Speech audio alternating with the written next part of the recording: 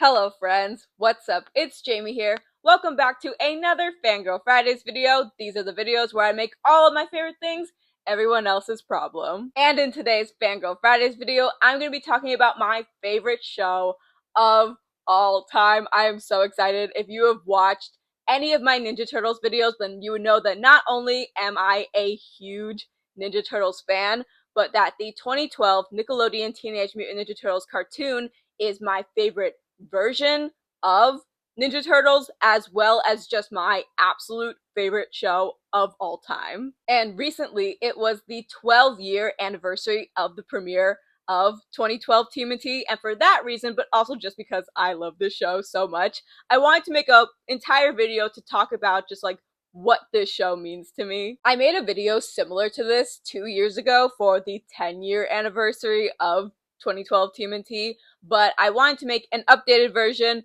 for the 12-year anniversary and to better flesh out my thoughts. So without further ado, let's get into the video. So my earliest memories of 2012 TMNT are from before the show premiered and they were airing the promos and the trailers. I explicitly remember the character promos that they did for each of the turtles. I'm trying to remember if they did ones for like April and Splinter. They might have, but I like very specifically remember the ones that they did to like introduce each of the turtles in like 30 seconds or like whatever.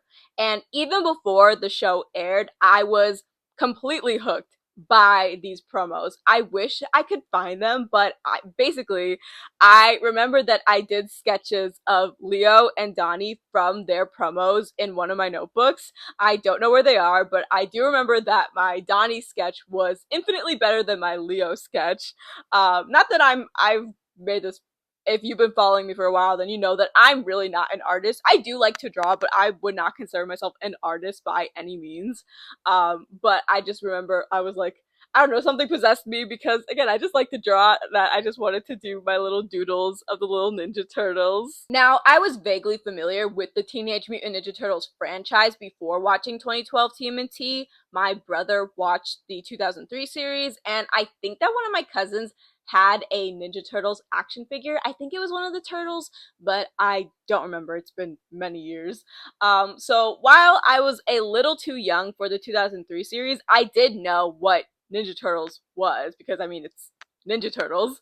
But 2012 TMNT was my first real introduction to the franchise. I remember being so excited for the show every time they ran the ads. Like, I also remember them doing this like interactive, I want to say like web comic on nick.com that basically acted as like this like prequel to the series, and there was like a different chapter for each of the turtles. The story of the webcomic was essentially Splinter got captured by this unknown enemy, and each of the turtles had to go through these like different trials in the sewers to save him, essentially, which was basically, I think, was supposed to like prepare them, which is why I think this webcomic came out before the show premiered, but I'm not actually certain. But I think it was supposed to be like preparing the turtles for the surface, the trials of the surface, I think. I don't know. I just remember going through the webcomic a million times and just becoming increasingly obsessed with and excited for 2012 TMNT. Because I was 10 when the show came out and I didn't have access to social media, I wasn't aware that Ninja Turtles fans were having discourse about the show, like in regards to the CGI animation, or worrying that the show was going to be like too young with its tone, because the 2003 series, which was its predecessor, was known for being darker and grittier, and 2012, like just from like the trailers and whatnot, you could tell that it was going to be a little bit more lighthearted and goofy, but I was not privy to any of that. I was blissfully unaware as I very impatiently waited for the first episode of the series. And holy shit, man, if I wasn't already hooked from the promos, then I was completely on board after watching that first episode. That first episode literally changed the trajectory of my life. And I realize that that sounds like I'm being hyperbolic, but I'm being serious. 2012 TMNT became such an integral part of my personality. I was gifted Ninja Turtles t-shirts. I had a 2012 TMNT thermos and one of those like book jackets for like notebooks that I would bring with me to school. I printed out pictures and screenshots from the show that I put in my locker in middle school. I also now have the full, hold on, DVD collection of the entire show, and this is my prized possession. It has all 124 episodes from the series in various DVDs, which I love it so much. This is my baby. And yes, I do realize that the entire series is on Paramount Plus, but I think it's important to have physical media, so sue me. I couldn't shut up about this show to my friends, and I forced them to watch the first season. And even now, 12 years later, I still cannot shut up about the show to anyone who will listen. I'm of the opinion that 2012 TMNT has such an excellent balance of humor and heart, but also dark and emotional moments, especially in the later seasons. Don't get me wrong, this show can get very, very silly, but when they want to hurt you, they know exactly how to do it, especially Brandon Auman. I have been personally victimized by Brandon Auman in many of these episodes. The 2012 versions of Leo and Donnie and Raph and Mikey and Splinter and April and Casey and literally everyone else are just so important to me, and I realize that I'm incredibly biased, but I really believe that the 2012 versions of these characters are the best versions in the franchise, and if not the best, then very close seconds. One of my favorite things to do when I'm feeling very nostalgic is to rewatch the recordings of the panels that the cast and the crew have done at Comic-Con and other conventions, because I just love hearing them talk about the show. I just have to give such major thanks to Brandon Auman and Ciro Nieli and all of the voice actors and the crew on this show, because you can just tell that all of them cared so much about this show and making it the best that it could be, and I will never have the words to fully express just how thankful I am for everything that they have done for being a part of this show. Brandon Auman is one of my favorite screenwriters just ever. He has broken my heart a million times throughout this show, but he has also written all of my favorite episodes, and he is also the showrunner and a writer for The Legend of Vox Machina, which I talked about in my The Legend of Vox Machina video, and he's just incredible. Ciro Nieli is so talented. I mean, the art that he did for this show is just incredible, and I am forever gutted that I wasn't able to get my hands on the art book for this show, because I just absolutely love Ciro's designs. Not to mention that he's also just an incredible director and producer and showrunner for his work on 2012 TMNT, but also Teen Titans. And the cast, holy shit, the cast for 2012 TMNT is so stacked, it's actually insane. You've got Rob Paulson, Greg Sipes, Sean Astin, and Seth Green as the Turtles. It'd take me forever to go through all these guys' like resumes, because they literally just been in everything.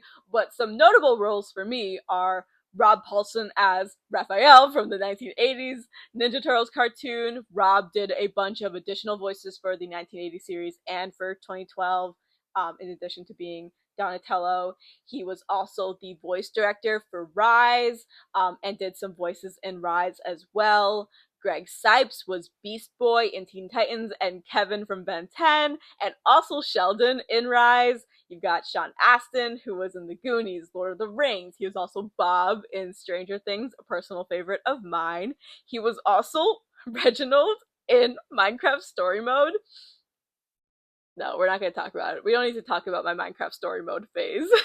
And Seth Green was Patrick in the second live-action Scooby-Doo movie, and has just been in a million fucking things as well. And of course, all of these guys have voiced my literal favorite turtles. I mean, they are just legendary. And of course, we cannot forget the Mae Whitman as April O'Neil, and Mae was also Katara in Avatar The Last Airbender and Amity in The Owl House. Like, she has just been in all my favorite things, and I love her so much. Hoon Lee is literally the voice that I think of when I think of Splinter. Like, to me, he is just the Splinter. Like, I truly believe that Hoon Lee did something for the character of Splinter that, with all peace and love, that no one else in the franchise has done. Like, he is just, I'm sorry, he's the best Splinter. Like, I can't, I'm sorry, that's just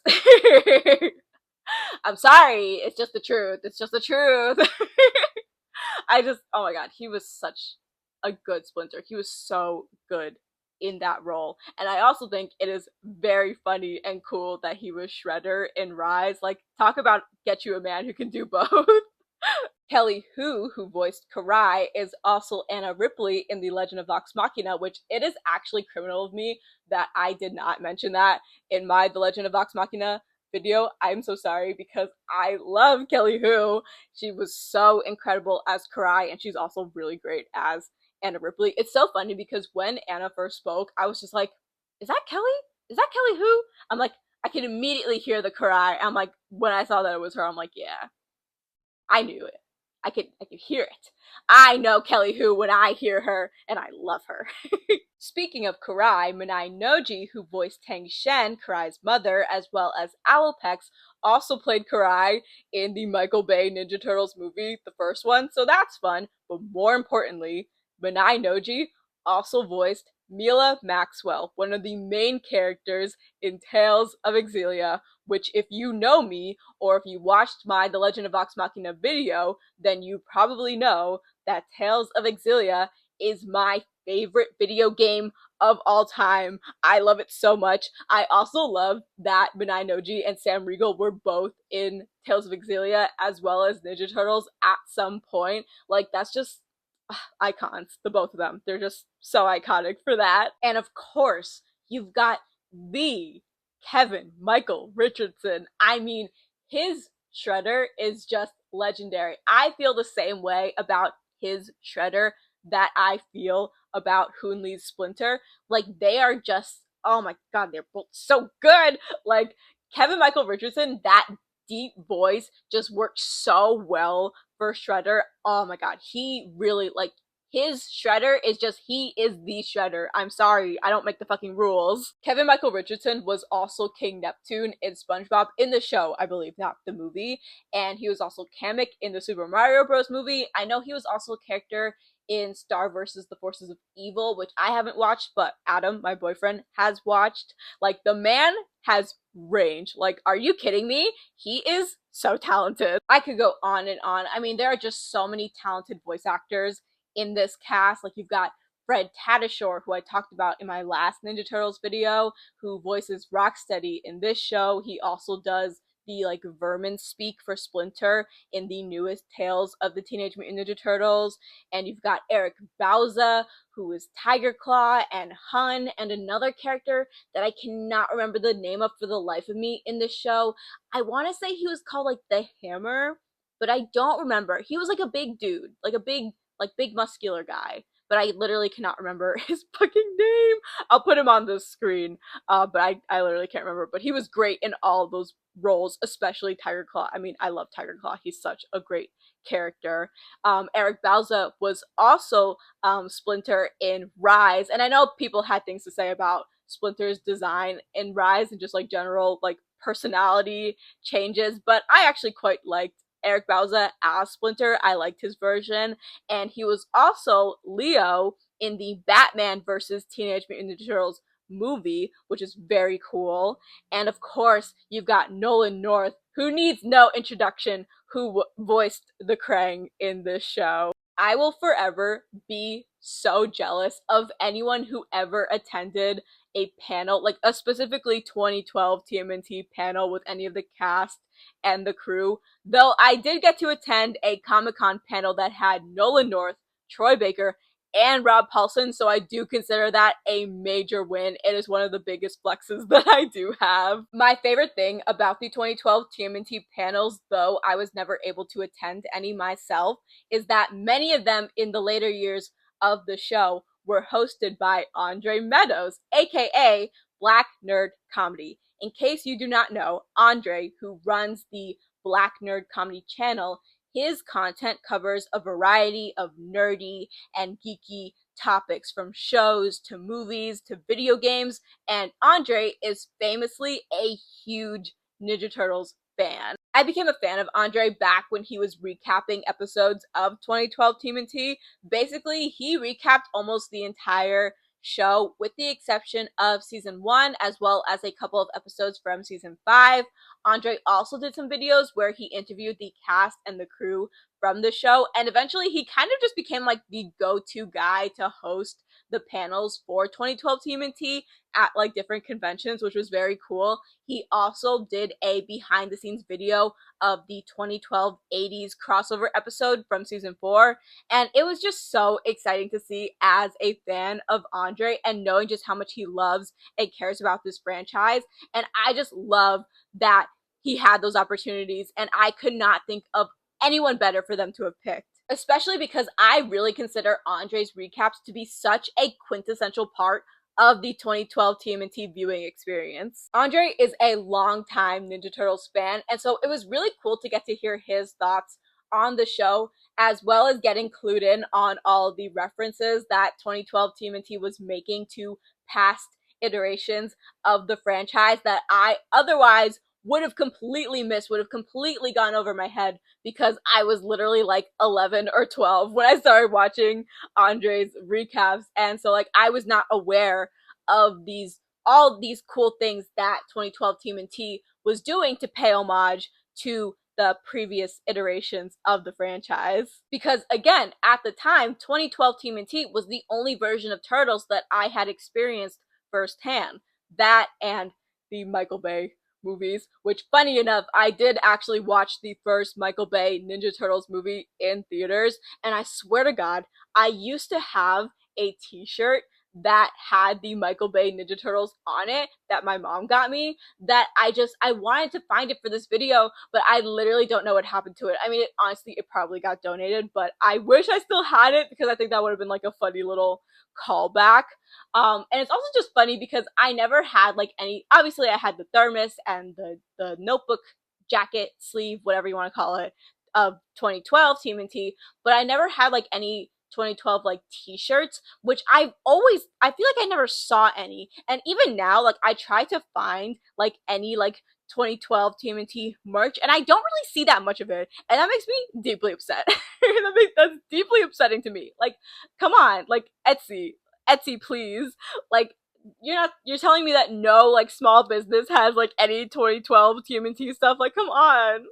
I want my boys on like a shirt, please.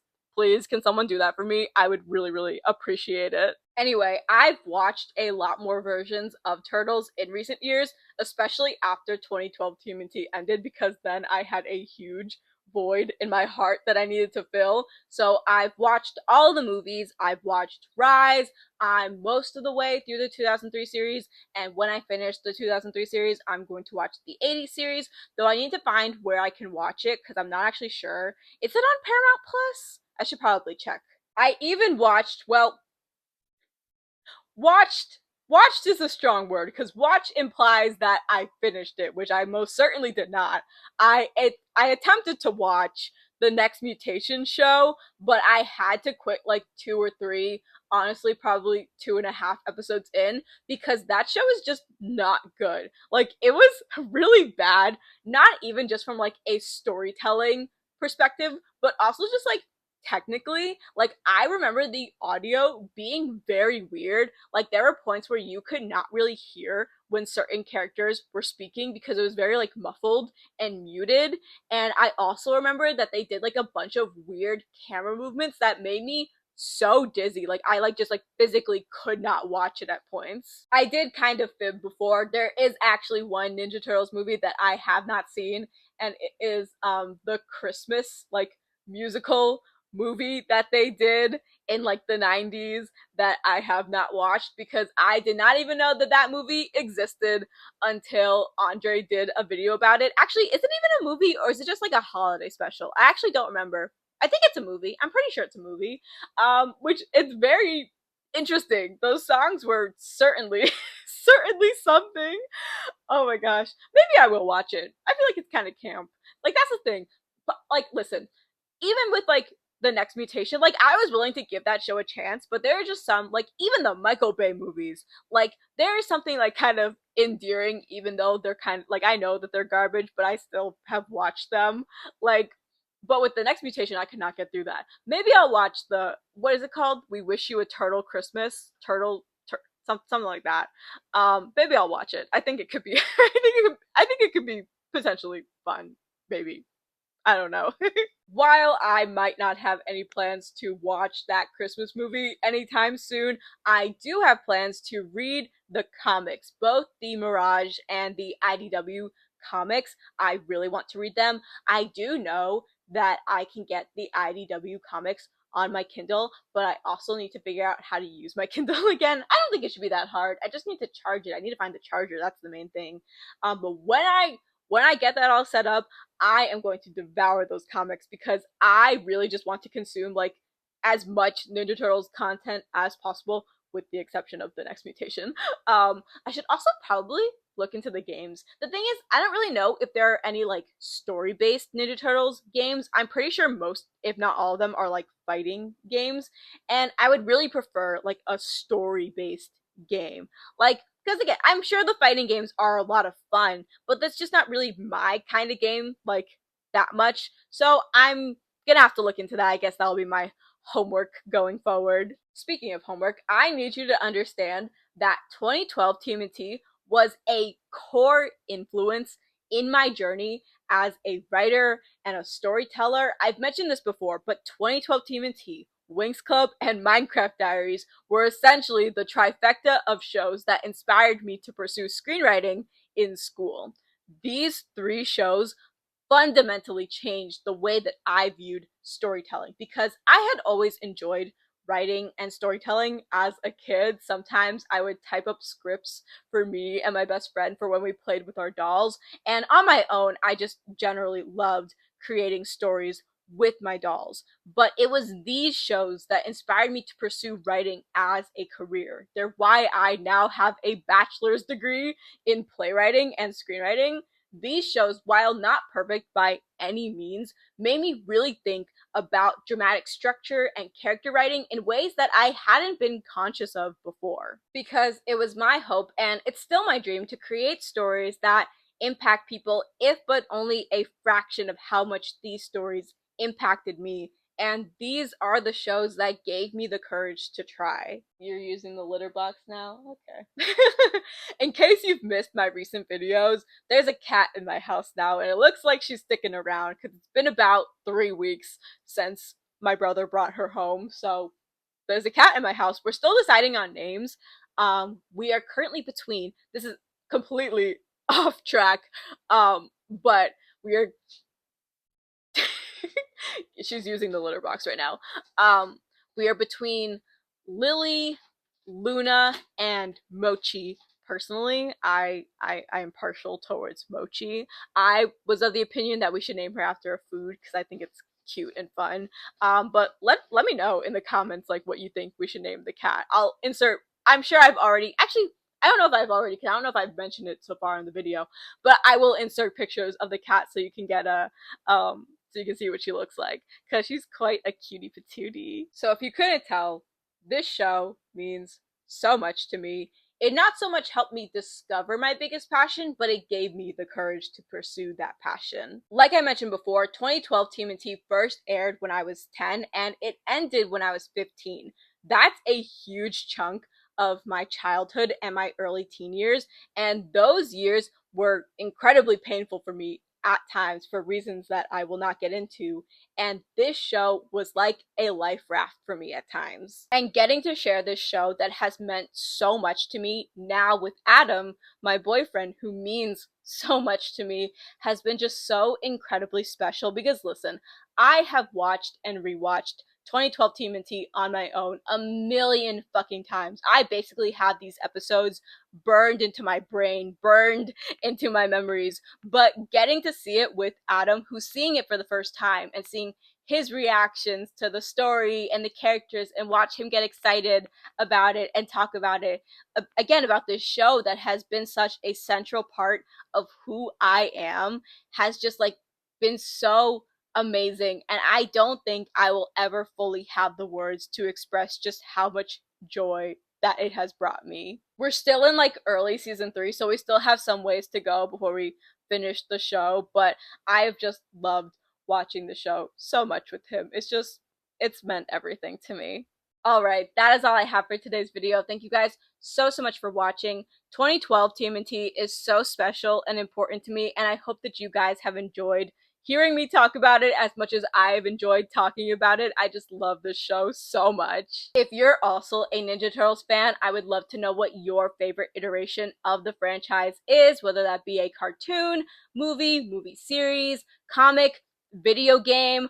Also, I'd love to know who your favorite turtle is from that iteration or just in general. I can't believe that I've gone an entire video talking about 2012 TMNT and I haven't mentioned once just how much I love 2012 Leo. But in case you're wondering, that is my favorite turtle from this version, but also just in general. Like, that is my boy. I love 2012 Leo so much. He is my favorite character. Once again, that is all I have for today's video. Thank you guys so much for watching. I upload Wednesdays, Fridays, and Saturdays, except when I don't, and I will see you guys in my next video.